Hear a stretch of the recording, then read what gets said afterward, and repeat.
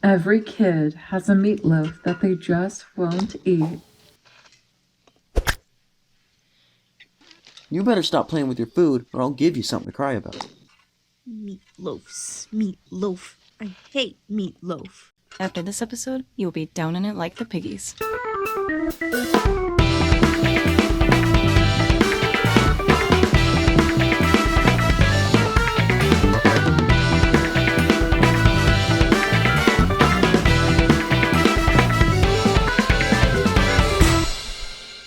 Hello, Internet. Welcome to Meatloaf Theory, the show where the only thing bigger than your imagination should be your appetite. Now, if you're like me, chances are you look forward to meatloaf night. The only problem is when you bite into Grandma's secret recipe, please tell me that's not what she said. It's all dry, or chewy, or bland, or hard, or it falls apart faster than Bill Cosby's career, and nothing besides Bill Cosby's crimes is worse than bad meatloaf. Mess it up, and everybody has a bad dinner.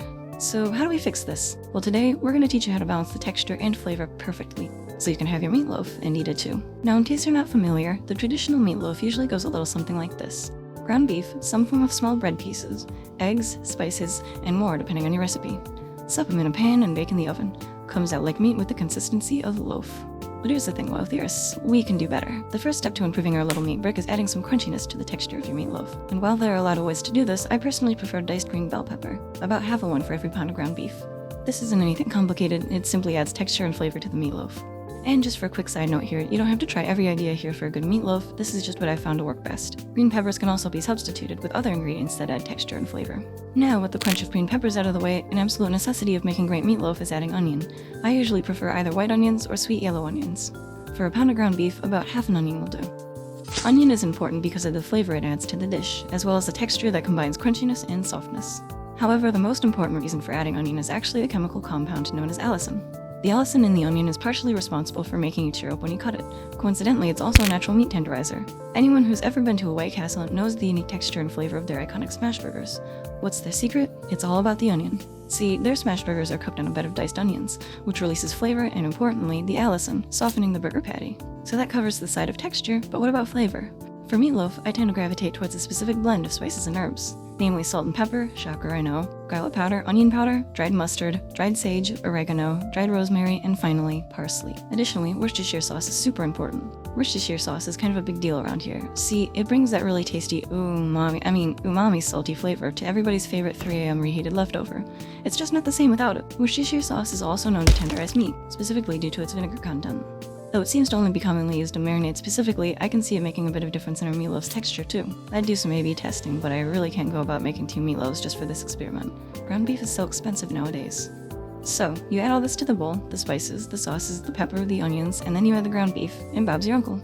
But hold your horses there, buckaroo. We still got a couple more things to throw in to make this meatloaf grade A. We need binders, and no, I'm not talking about tight tank tops that flatten chest.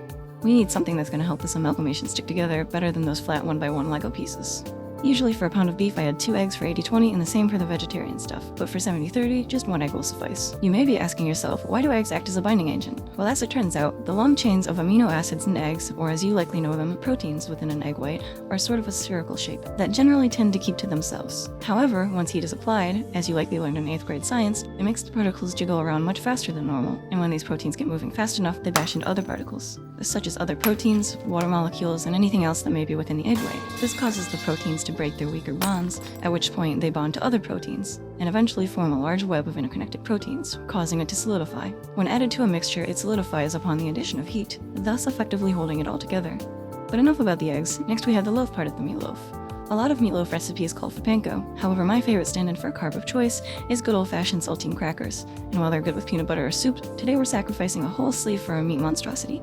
Toss him in and Robert is still Mom's brother. And now, after all that, you can start the kneading process. If you're worried about over-kneading, don't be. The onion will keep everything nice and soft while it cooks. Just focus on trying your best to evenly distribute the ingredients. Once you're satisfied, you can pop the oven on to 425 Fahrenheit, or about 220 Celsius for everyone not using freedom units. For those with gas mark stoves, that's about a 7. You're going to want to let that cook for about an hour.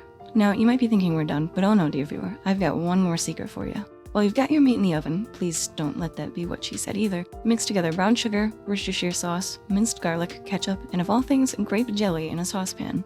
I know it sounds weird, but if you give it a try and taste to adjust, you'll find that it makes a sweet and sour sauce. Not that kind of sweet and sour sauce. No, the acidity and sourness of the ketchup actually complements the sweetness of the jelly. You'll find the brown sugar in the Worcestershire sauce does something similar. The blend of flavors creates a whole new flavor. Think back to the scene in Ratatouille. The product here is actually greater than the sum of its parts. Anyways, after you've mixed it pretty well, you may notice that some of it's being pretty stubborn. Well, for the next step, we warm it on the stove and mix it around some more until all of the small pieces of brown sugar and jelly are mixed in. After the initial 30 minutes of cooking is done, we slather some of the sauce onto the meatloaf pretty generously and put it back in for another 10 to 15 minutes. All you gotta do now is let it cool, much to the dismay of conductor Tom Hanks, and serve with sauce on the side. Notable side dishes to pair include mac and cheese, tater tots, mashed potatoes, green beans, and Brussels sprouts. And you've got yourself a killer meatloaf. I think the result here comes out pretty well. You've got a meatloaf that's sturdy, you don't want it falling apart on you, with a dynamic blend of flavors, and if your stubborn mashed potato singing brat still doesn't like it, they can dump sauce on it like there's no tomorrow. But hey, that's just a theory. A meatloaf theory. Thanks for watching. And hey, if you liked this video, be sure to check out the video on the left, where we dive into how much meat it takes to loaf. Or click the video on the right, where we discover the secrets of Link's meatloaf recipe.